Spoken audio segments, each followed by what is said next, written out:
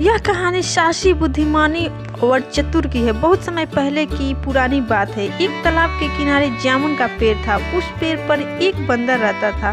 बंदर की दोस्ती एक मगरमच्छ से थी। मगरमच्छ उसी तालाब में रहता था।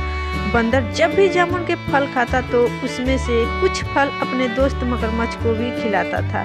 इस तरह दोनों की दोस्ती बड़े मजे से कट रही थी। एक दिन मगरमच्छ ने सोचा, मैं अकेला ही जामुन के फल खाता हूँ, क्यों ना आज अपनी बीवी के लिए फल ले जाऊँ।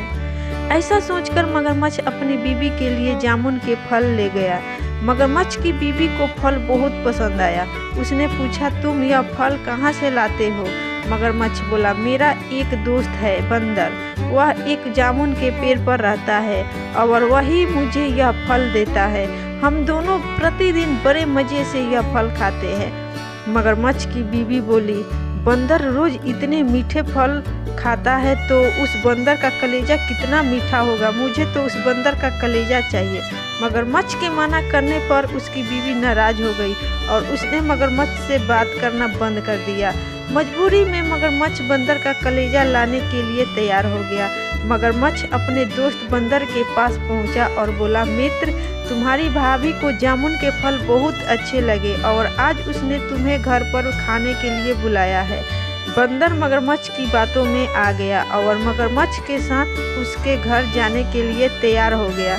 बंदर बोला, मैं तैर नहीं सकता तो मैं तुम्हारे घर कैसे जाऊंगा? मगरमच्छ ने बंदर को अपनी पीठ पर बैठा लिया और उसे घर ले जाने लगा। जब दोनों बीच तालाब में पहुंचे तो बातों ही बातों में मगरमच्छ ने बंदर को बता दिया कि उसकी बीवी को बंदर का कलेजा चाहिए। मगरमच्छ की बात सुनकर बंदर पहले तो बहुत डर गया, फिर वह अपने आप को संभालते हुए बोला, मित्र, मैं तो अपना कलेजा जामुन पर ही भूल आया। चलो हम एक काम करते हैं, वापस जामुन के पेड़ पर चलते हैं और वहाँ से मेरा कलेजा लेकर आ जाते हैं। मगरमच्छ मूर्ख था और बंदर की बातों में आ गया। दोनों वापस जामुन के पेड़ की ओर जाने लगे। जैसे ही दोनों जामुन के पेड़ के पास पहुंचे, बंदर झट से मगरमच्छ की पीठ से कूदकर पेड़ पर चढ़ गया और बोला, अरे बेवकूफ़, क्या कोई भी अपना कलेजा पेड़ पर रखता है? कलेजा तो उसके शरीर में ही रहता है। तुमने मुझे धोखा दिया है। आज से तुम्हारी और मेरी दोस्ती खत्म। इसके बाद बंदर ने कभी भी मगरमच्छ को जामुन के फल नहीं खिलाए और दोनों की दोस्ती टूट गई। कहानी की सीख।